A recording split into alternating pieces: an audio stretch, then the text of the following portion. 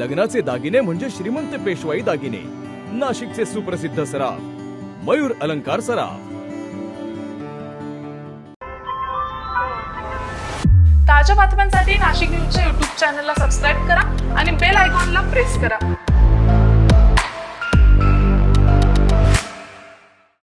नाशिक शहर काँग्रेसला नवं नेतृत्व मिळालेलं आहे. नाशिक शहराध्यक्षपदी निलेश उर्फ बबलू खैरे यांची निवड झाल्यानंतर आज त्यांच्या पदग्रहण सोहळ्याला मोठ्या उत्साहात हा पदग्रहण सोहळा पार पडलाय. विशेष म्हणजे छत्रपती शिवाजी महाराजांच्या राज्याभिषेक दिनाच्या शुभ मुहूर्तावर हा सोहळा पार पडल्यानं कार्यक्रमाला वेगळीच ऐतिहासिक छटा लाभली आहे. नाशिक शहर काँग्रेस कार्यालयात आज निलेश उर्फ बबलू खैरे यांच्या पदग्रहण सोहळ्याचं आयोजन करण्यात आलेलं होतं. या कार्यक्रमाला माजी मंत्री बाळासाहेब थोरात, खासदार शोभाताई वच्छव, राजाराम पांडगव्हाणे, शरद आहेर, रमेश कहांडोळे, भरत टाकेकर, ज्ञानेश्वर गायकवाड, वत्सलाताई खैरे, निरंजन टकले, कैलास कमोद, विजय राऊत, नानासाहेब जायभावे, दिनेश बच्चाव, तानाजी गायधनी, सिराज कोकणी, रईस शेख, नगरसेवक सुपीजीन, जाकीर अत्तार, रमेश जाधव, दिगंबर गीते, स्वाती जाधव यांच्यासह काँग्रेस पक्षाचे पदाधिकारी आणि कार्यकर्ते मोठ्या संख्येने उपस्थित होते. कार्यक्रमादरम्यान नव्या नेतृत्वाकडून संघटन अधिक बळकट करण्याचा निर्धार व्यक्त करण्यात आला. यावेळी उपस्थित मान्यवरांनी निलेश उर्फ बबलू खैरे यांना शुभेच्छा देत आगामी काळामध्ये काँग्रेस पक्ष अधिक सक्षम करण्याचा विश्वास व्यक्त केलाय. नक्की काय म्हणाले उपस्थित मान्यवर ऐकूयात.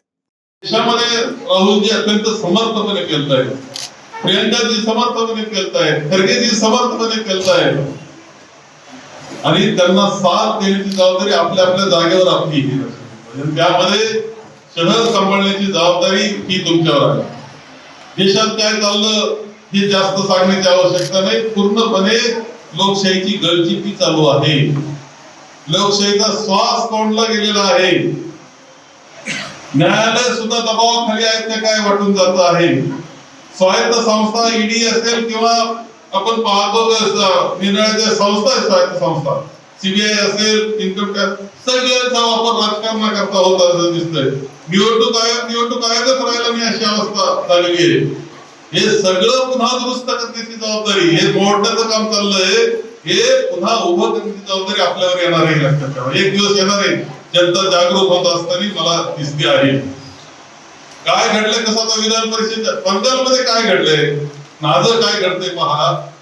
विधान परिषदेच्या निवडणुका चालल्या राज्यामध्ये सगळ्या पद्धतीचा वापर, गैरवापर सगळ्यात एवढे गैरमार्ग, सगळ्या गैरमार्गाचा वापर केवळ सत्ता मिळवण्याकरता भारतीय जनता पक्ष करतो आहे. कोणतीच बाब नाही, दहशत आहे, पैसा आहे, सगळ्याचा वापर चाललेला आहे.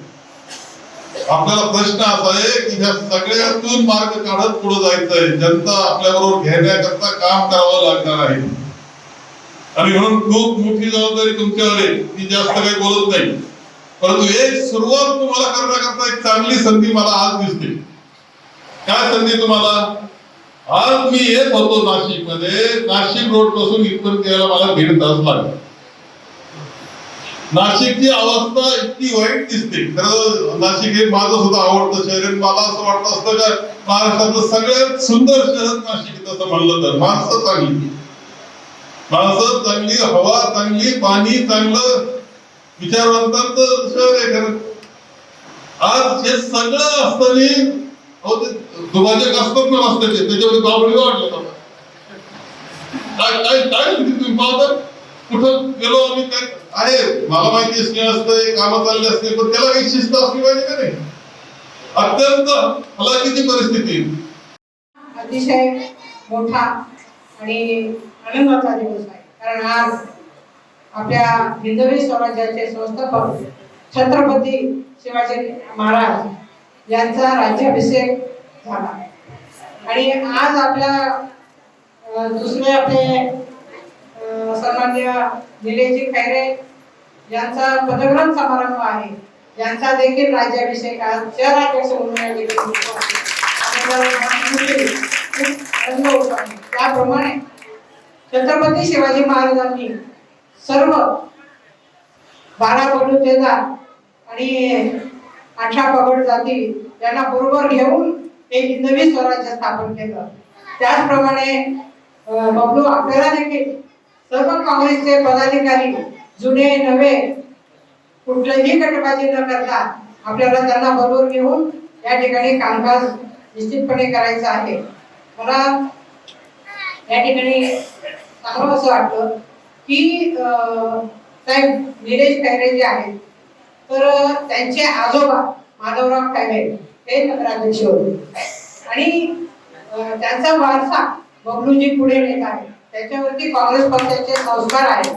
सर्व धर्म समभाव हा सगळ्यात मोठा विषय आहे आणि एक काँग्रेसचा विचार घेऊन ते पुढे जात आहे. म्हणजे आपल्याला कल्पना आहे की महानगरपालिकेच्या निवडणुकीमध्ये म्हणजे त्यांच्यावर अशी परिस्थिती आली होती, परंतु कुठलंही जे होईल ते होईल, निवडून किंवा पडू, परंतु आम्ही काँग्रेसचाच तिकीट घेऊ आणि काँग्रेसमधूनच उभं राहू. ते थोड्या मतांनी ताईंचं वत्सलाताई पडल्या, परंतु त्यांनी त्यांची विचारधारा ही सोडली नाही. त्याबद्दल खऱ्या अर्थाने मी ताईंचंही अभिनंदन करते आणि बबलूचंही अभिनंदन करते. दरम्यान नवनियुक्त शहराध्यक्ष निलेश उर्फ बबलू खैरे यांनी पदभार स्वीकारल्यानंतर आपल्या भावना व्यक्त केल्यात. नव्या जबाबदारीबाबत त्यांनी काय सांगितलंय ऐकूया. संघटन सृजन अभियान हे राबवलं गेलं. याच हॉलमध्ये त्याची मीटिंग झाली. याच हॉलमध्ये सर्व काँग्रेस पक्षाचा उहापोह झाला आणि या खालच्या हॉलमध्ये सर्व कार्यकर्त्यांचे मनोबल आपले जे निरीक्षक होते खान साहेब, मकसूद खान साहेब, त्यांनी जाणून दिले. मला गाडी मात्र म्हणजे माहिती नव्हती की माझ्यावर ही जबाबदारी दिली जाते, परंतु ज्या वेळेस माहिती मिळायला लागली जेवढेही लोक खाली भेटले त्यापैकी 95 ते 97% लोकांनी माझं नाव सांगितलं. ग्रामीण भागातून पण त्यांनी मकसूद खान साहेबांनी पडताळणी करून घेतली आणि ते क्रॉस चेक करायचं, याला अध्यक्ष केलं तर काय होईल, त्याला अध्यक्ष केलं तर काय होईल आणि मग ते खडा टाकून बघायचे की बबलू खैरेला अध्यक्ष केलं तर काय होईल, मग त्याला सकारात्मक उत्तर यायचं. आणि ह्या माध्यमातून ही नेमणूक झाली.